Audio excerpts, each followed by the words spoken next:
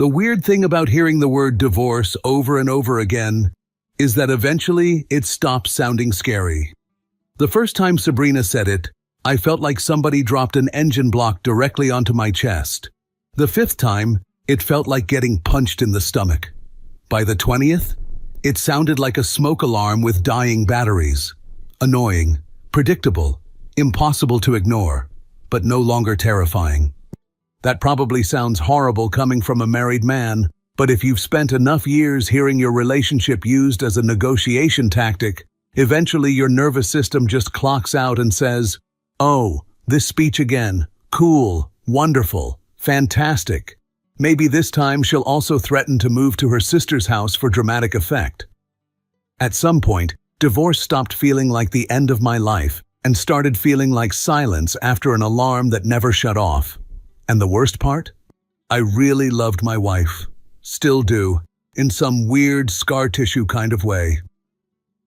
Sabrina walked into my life 14 years ago, wearing ripped jeans, combat boots, and the confidence of a woman who had absolutely never lost an argument in her entire life.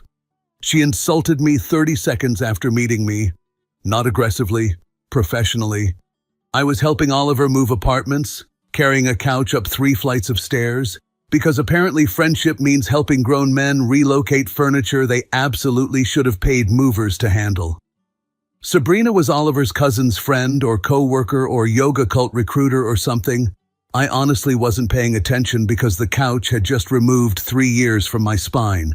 I remember setting it down and hearing, "You're lifting with your back. That's either brave or medically fascinating." I looked over and saw this gorgeous brunette holding iced coffee like she owned the patent for confidence.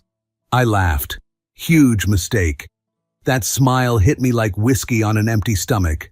"Thanks," I said. "I've always wanted to die impressing strangers." "Don't worry," she replied. "You don't look impressive enough for that." Oliver nearly fell down the stairs laughing. That was Sabrina. Sharp, funny, fast. The kind of woman who walked into a room and somehow became the center of gravity without even trying. And honestly, I liked that about her, because back then, her fire felt warm. For a long time we worked, really worked. I was steady. She was chaos. I liked routines. She liked spontaneity. I thought weekends were for relaxing. My wife once drove us 3 hours into the mountains because she saw an Instagram reel about healing waterfalls. The waterfall looked like somebody spilled tap water down a rock. Still had fun though. That's the annoying thing about loving someone. The good memories refuse to die even after the relationship starts coughing blood. Early marriage was easy, not perfect, but real. We'd cook together, fight over dumb movies, stay up too late talking, make fun of couples on house renovation shows. Sabrina used to sit on the garage floor while I worked on my motorcycle and pretend she understood anything I was saying. That sound is the carburetor. You don't know what that means, do you? Not even slightly. Then why are you nodding? Because you look happy talking about it. That's the version of her people never understand later, because nobody becomes the villain all at once. It happens slowly, quietly, like water damage inside walls. At first it's tiny things, hairline cracks, little comments during arguments. The first time she used the word divorce against me, we were arguing about vacation plans. I wanted to visit Colorado with Oliver for a motorcycle trip. Sabrina wanted Italy. Now before anybody starts sharpening pitchforks, no, I wasn't choosing motorcycles over my marriage. Apparently this was deeply offensive to the institution of marriage. You always make time for everyone except your wife. That's not true. You already look happier talking about this trip than you did during dinner. That's because dinner was a 40-minute discussion about backsplash tiles. They matter. They're wall stickers for kitchens, Sabrina. They are not wall stickers. I made the fatal mistake of smiling. Wrong move. Her eyes narrowed immediately. You know what? Maybe married life just doesn't suit you. And there it was. The first little grenade. Back then, it hit hard. Because when someone you love casually suggests the marriage itself may be failing, your brain doesn't go, "Ah yes, Tactical emotional escalation. No. Your brain goes, oh God, everything is on fire. So I did what most decent husbands probably do. I tried to fix it. I shortened the trip, planned a weekend getaway for us afterward, reassured her, talked it through calmly. And to Sabrina's credit, she usually cooled off fast. That's what made it confusing, because after every blow-up, she'd become normal again. Funny, affectionate, warm. Over time, though, the pattern became impossible to miss.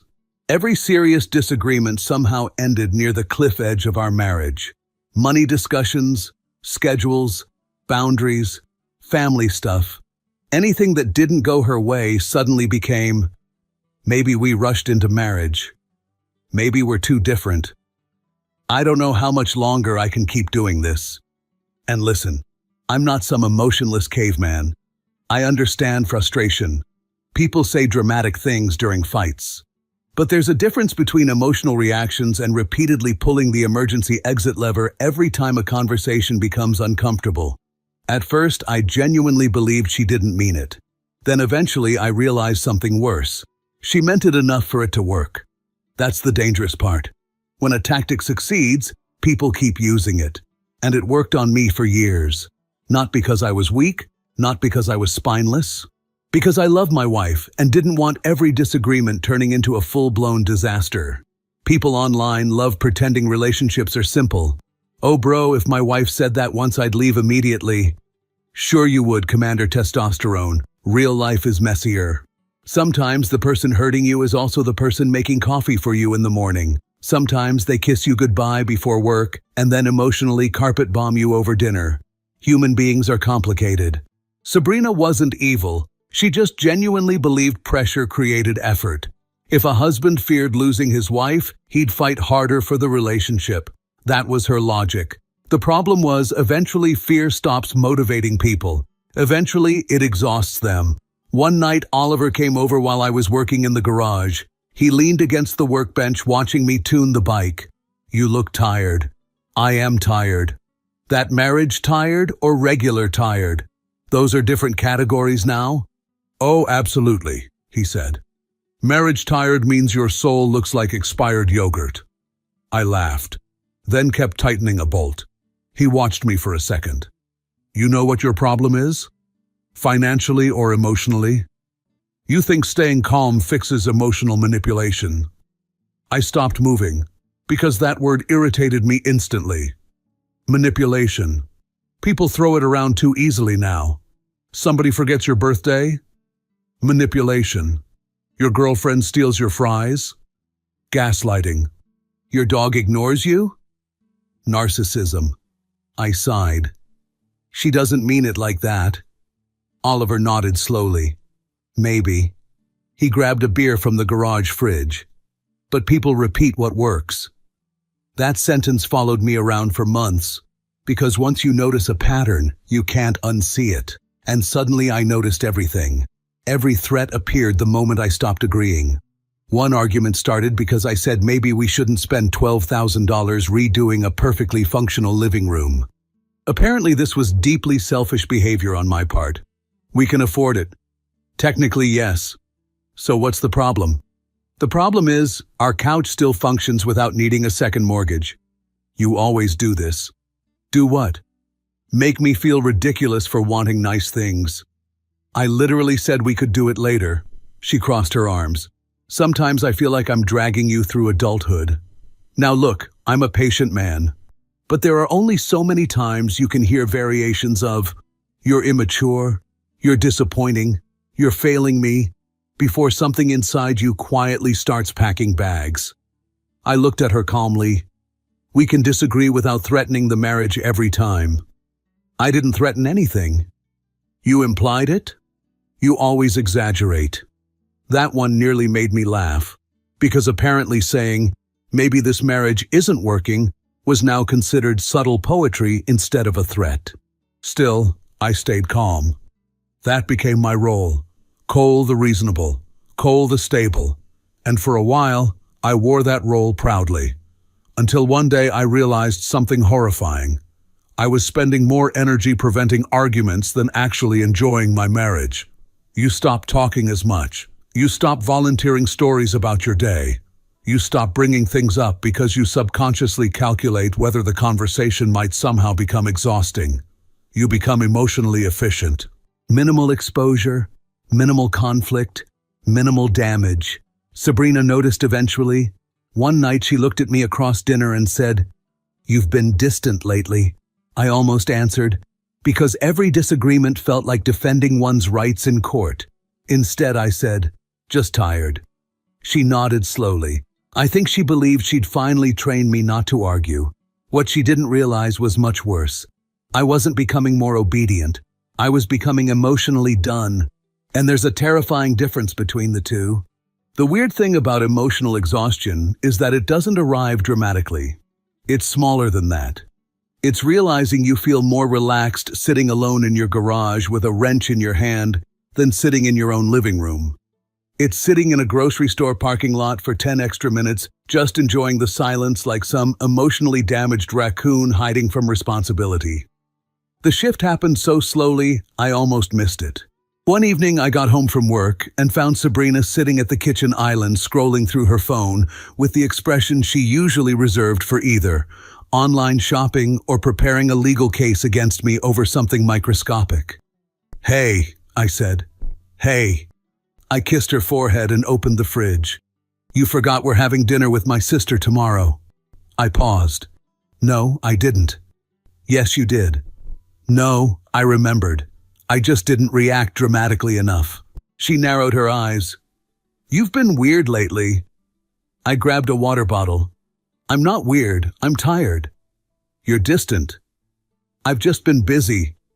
"You barely talk anymore." I almost laughed at that. Because that's the funny thing about repeatedly escalating every disagreement. Eventually, the other person starts reducing opportunities for disagreement. Not consciously at first, you stop bringing up little opinions, stop debating, stop engaging, less friction, less stress. Except Sabrina interpreted my calmness as emotional withdrawal instead of emotional fatigue. Which, honestly, fair enough. I sat across from her. "What do you want me to say?" "The truth. The truth is, every conversation feels like it might randomly become exhausting." Her face hardened immediately. "Oh my God, here we go. I'm not attacking you. You always make me the bad guy lately. I literally just explained how I feel. You act like I'm impossible to talk to." I looked at her for a few seconds, then said carefully, "Sometimes you are." Silence. Sabrina stared at me like I'd just insulted her entire bloodline. Then came the sigh. "You know," she muttered, "sometimes I really wonder what happened to us. Maybe constantly treating disagreements like marriage-ending events didn't exactly help." "You seriously think this is all my fault?" "I didn't say that." "You implied it." "I'm saying I'm exhausted, Sabrina." "You think you're exhausted?" she snapped. "Try being married to somebody emotionally unavailable." I laughed. Actually laughed. Not because it was funny, because sometimes your brain short-circuits when hypocrisy gets too aggressive. Her eyes widened instantly. "Oh wow, so now I'm a joke?" "No," I said calmly. "But apparently I'm the villain because I got tired of every disagreement turning into relationship commentary." "I do not do that every time." "You absolutely do." "I do not." "You threatened divorce during an argument about patio furniture." "That is not what happened." "You literally said maybe we wanted different lives because I didn't like the outdoor lamp you picked." "It wasn't about the lamp." Sabrina crossed her arms tightly. "You know what your issue is?" "Probably several things." "You've gotten selfish." I stared at her. Honestly, that one annoyed me more than the divorce comments. Because I spent years compromising. Years. I shortened trips, canceled plans, played peacemaker constantly, because I loved her. But eventually you reach a point where compromise starts feeling suspiciously one-directional. And once you notice that, you can't unnotice it. "I'm selfish?" "Yes." "How?" You always prioritize your hobbies. My hobbies? Your garage, your bike, your little projects. That's called having a life outside my marriage. You spend more time in the garage than with me. That's because the garage doesn't threaten to leave me during conversations about furniture. Oops. The line slipped out before I could stop it. Sabrina froze. And honestly, I expected screaming. Instead, she just looked hurt. Actually hurt. Which made me instantly regret the delivery, even if I didn't regret the truth. That's really unfair, she said quietly. I'm not trying to hurt you. Well, congratulations anyway. Then she stood up and walked upstairs. And I sat alone in the kitchen staring at a bowl of decorative fruit nobody had eaten in 2 years. The next morning, Sabrina acted normal again. Not fake normal, real normal. Coffee, music in the kitchen, kissing my cheek before work. That used to confuse me. Now it just made me tired. Because emotional whiplash eventually becomes its own kind of routine. And the scary part? I think she genuinely believed everything was fine as long as the argument itself ended. Meanwhile, I was slowly becoming a guest in my own marriage. About a week later, Sabrina invited guests to dinner. It was one of those casual adult evenings where everybody claims they'll only stay 2 hours, and then suddenly it's midnight and someone's explaining cryptocurrency with the confidence of a man who absolutely lost money in cryptocurrency. Oliver came. His wife Nina came. Sabrina's sister Rachel showed up late carrying wine like she was delivering emergency medical supplies. By 7:30, our dining room looked like a low-budget therapy session with appetizers. Honestly, the night started great. Music playing, windows open, steaks on the grill. Everybody relaxed. Sabrina thrived in those environments. That was one of her superpowers. Put her around people and suddenly she became magnetic. I used to love watching her host. She moved through conversations like she was conducting an orchestra. Meanwhile, I was outside fighting for my life with a grill that apparently had personal issues. Dinner moved inside after sunset. Wine bottles multiplied. Voices got louder. Somebody put on terrible early 2000s music. At one point, Nina started telling the story of how Oliver accidentally glued his own fingers together, trying to fix one tiny thing in their bathroom. Sabrina laughed so hard she leaned against my shoulder. And for a second, everything felt normal again. Warm, comfortable, dangerously easy to believe in. Then Rachel asked me the question, "So when are you finally upgrading the bike?" I shrugged, thinking about it. Sabrina immediately smirked into her wine glass. "Please don't encourage him." Oliver grinned. "Oh no, here we go." Sabrina pointed her fork at me. "Cole still thinks he's 25 every time he touches that motorcycle." Everybody laughed lightly. I smiled. 36 is basically 25 with lower back pain. "That motorcycle is your version of a midlife crisis," Sabrina continued. I took a sip of bourbon. "At least mine gets good mileage." Rachel snorted, laughing. Sabrina shook her head dramatically. "One day I'm donating that thing to a museum for aging men in leather jackets." I smiled lightly. "You keep threatening my motorcycle more than our marriage lately." The table laughed again. Sabrina smiled too. But I saw it. That tiny flash in her eyes. The one that appeared whenever I stopped playing the harmless clown version of myself. Nina tried steering the conversation elsewhere. "So, are you guys still planning that Colorado trip?" "Probably in August," I answered. Sabrina made a face immediately.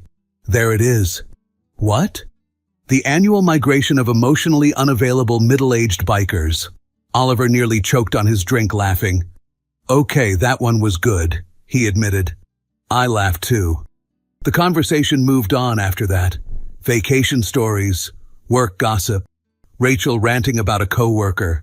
Normal night. Still, I noticed something uncomfortable. Whenever I spoke, Sabrina increasingly corrected, reframed, or translated what I meant. By 11:30, people started leaving. Rachel hugged Sabrina. Nina stole leftover cheesecake. Oliver stayed behind, helping me carry empty bottles to the kitchen. Sabrina went upstairs to shower while Oliver and I stood alone near the sink. The house finally quiet. He tossed a bottle into the recycling bin. "You okay?" "I'm fine." Oliver leaned against the counter. "I think you've spent so many years trying to keep every disagreement from escalating that now you barely participate at all." I looked away.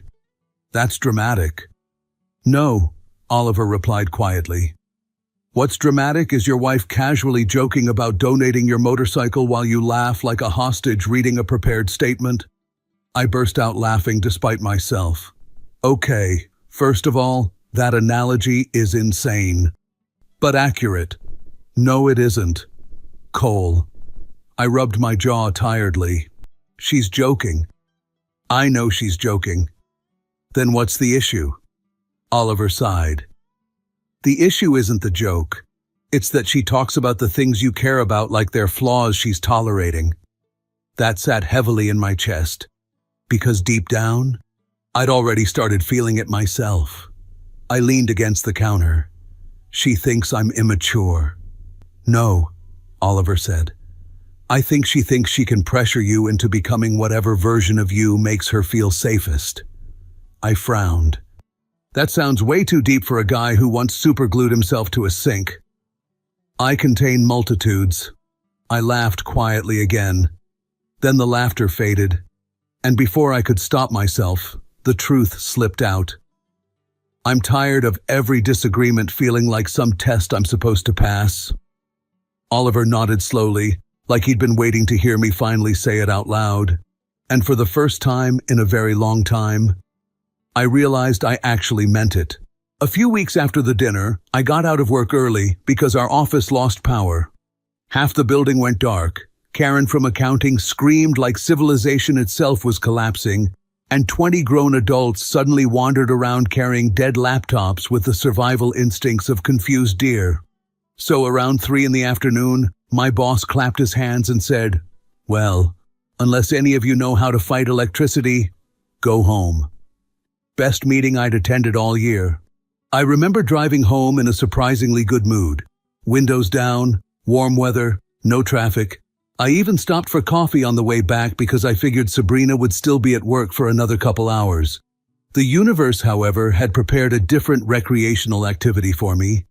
When I pulled into the driveway, the garage door was open.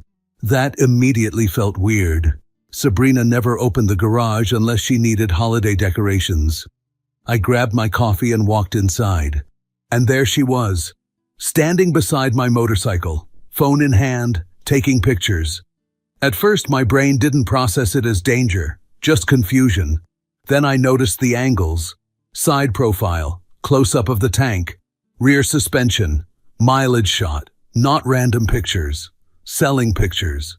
A cold feeling slid quietly into my stomach. Sabrina looked up when she heard me. "Oh, you're home early." I stared at her, then at the bike, then at her phone. "What are you doing?" She stayed calm, casual even.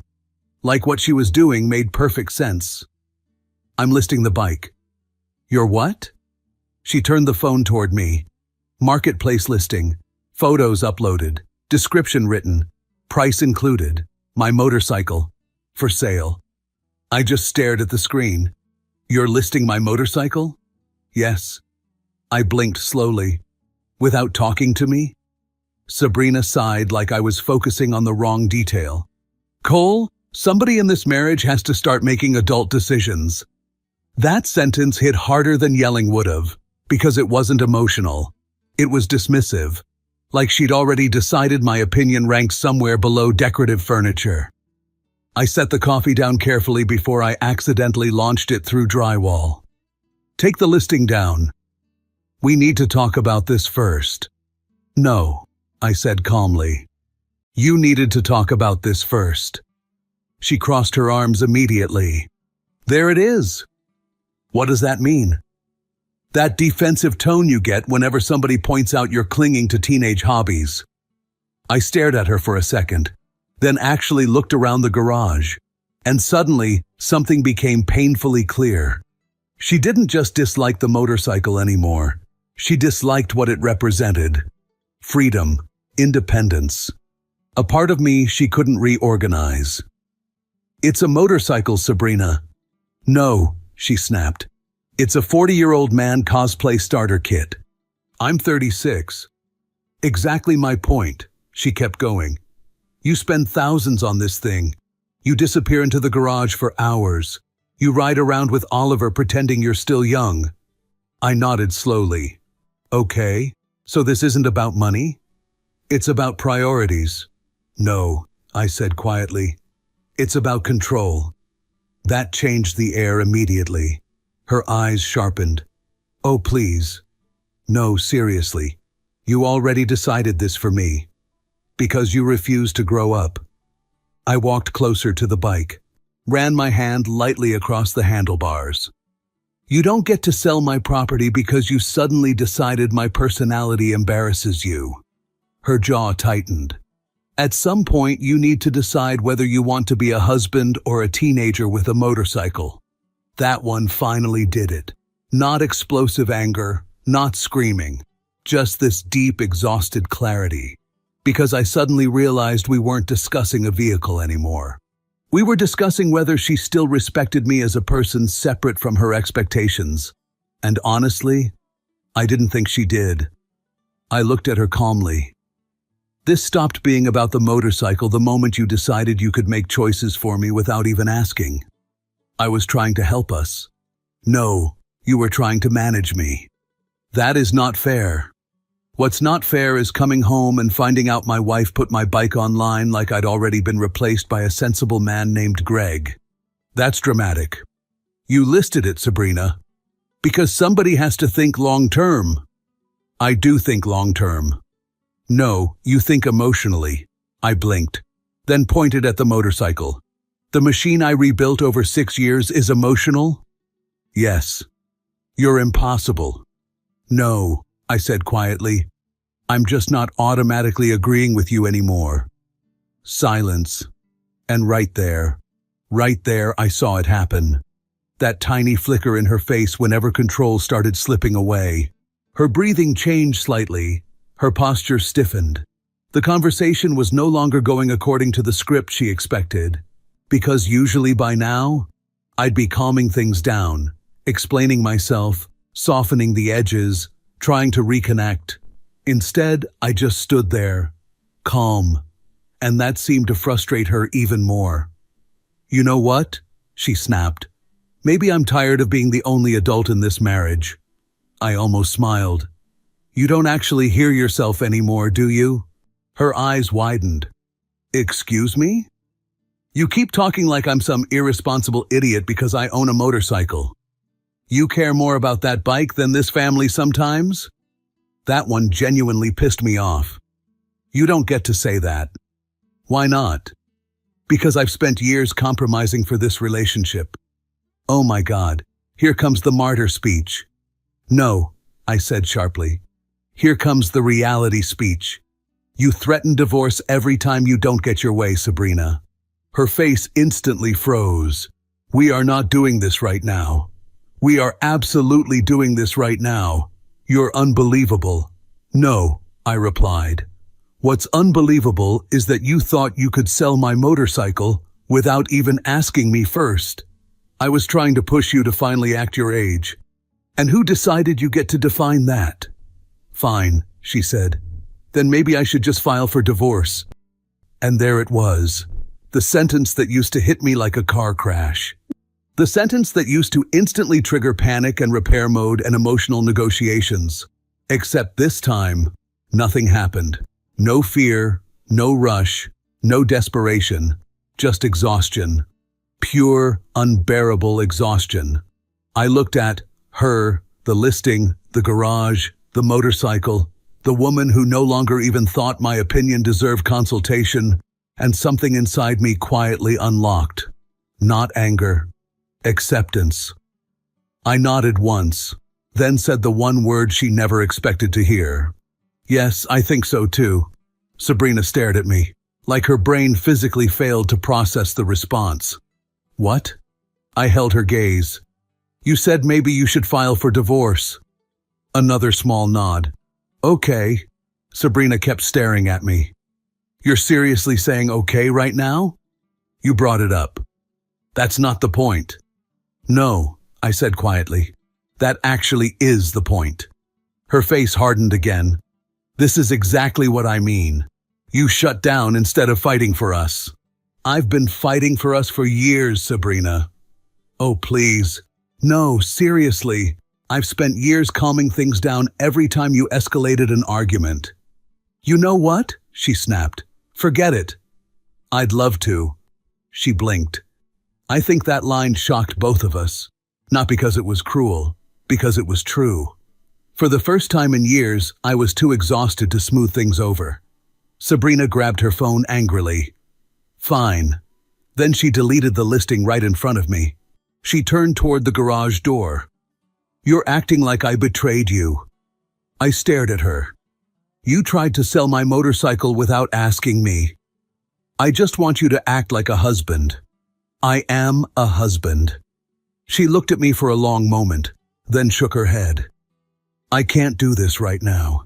She walked inside the house, and I stayed alone in the garage.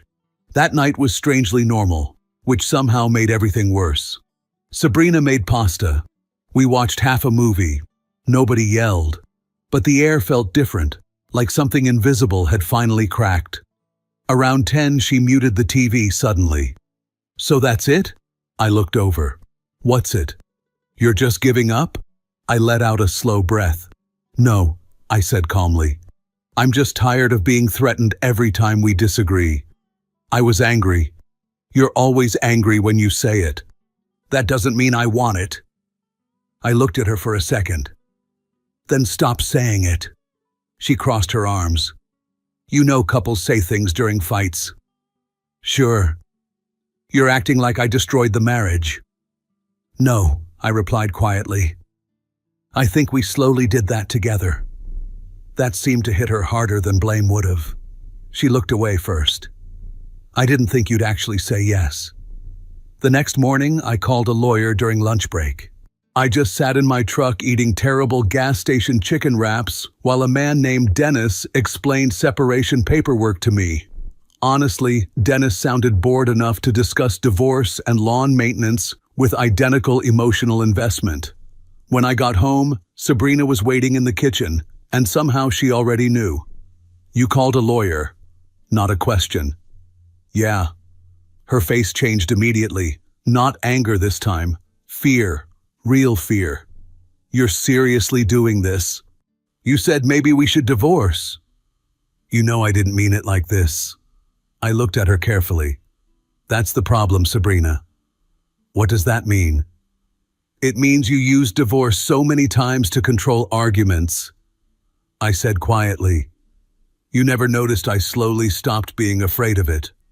Her eyes watered almost instantly. That's not fair. No, I replied. What's not fair is spending years feeling like our marriage became unstable every time I disagreed with you. I was trying to make you fight for us. I did fight for us.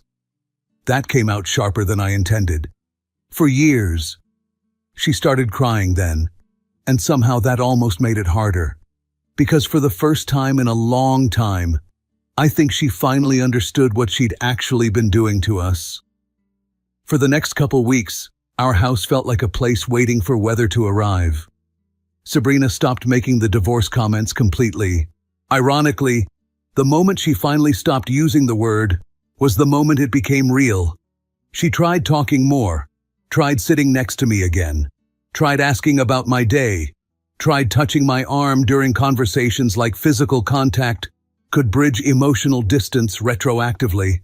And honestly, part of me hated how much I still wanted that version of her. One night she found me in the garage changing the oil on the bike. Normally she mocked the garage smell. This time she just stood there quietly. You really love this thing, huh? I looked up. It's not really about the motorcycle. I know. That surprised me. She stepped closer slowly. I think I made everything feel conditional. I wiped my hands with a rag. That's a pretty accurate summary. She nodded sadly. I thought if you were scared to lose me, you'd fight harder for the marriage.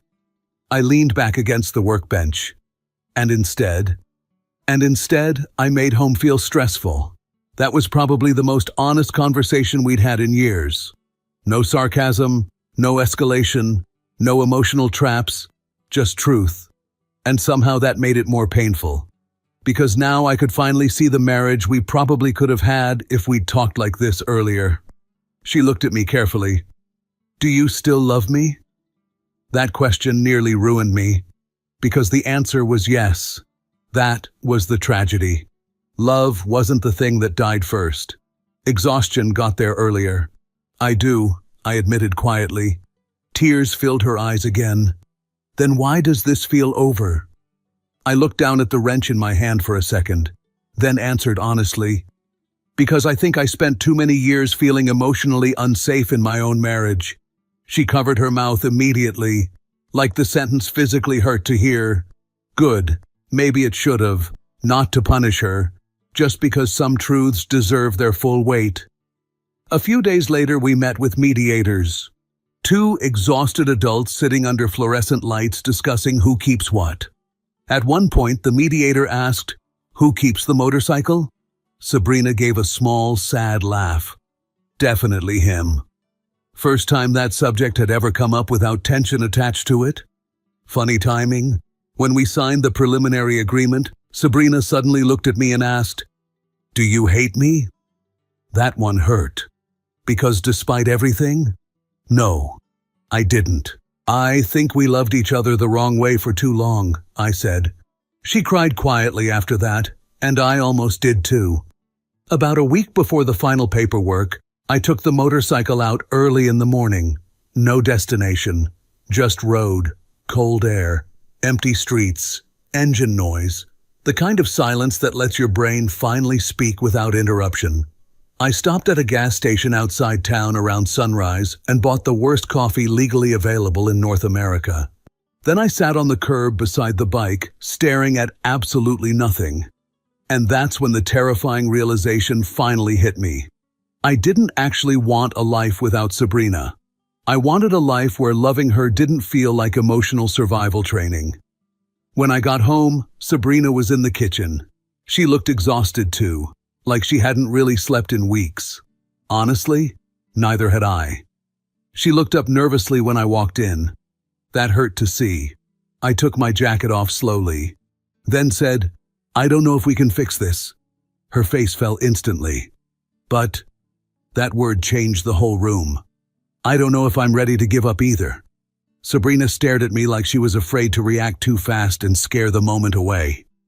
"You mean that?" I exhaled slowly. "I think we owe it to ourselves to at least try properly before we sign papers that end 14 years of our lives." Tears filled her eyes immediately. "I know I messed this up," she whispered. "We both did." "No," she said quietly. "I kept using divorce like it was a way to win arguments." That was probably the most important sentence she ever said in our marriage. I leaned against the counter. "If we do this, things change. No more threatening the relationship every time we disagree. No more treating compromise like losing." Another nod. "And Sabrina," I said carefully, "I need to feel respected again. I didn't realize how much I was hurting you." Over the next few months we started therapy. Therapy wasn't magic. There were still arguments, still bad days, still moments where old instincts came back. But something fundamental changed after the divorce became real. We stopped treating the relationship like a weapon, and slowly, very slowly, home started feeling peaceful again, not perfect, real. If you felt this story hit hard, drop a like, subscribe for more, and share your thoughts in the comments. Your support keeps Steelheart beating.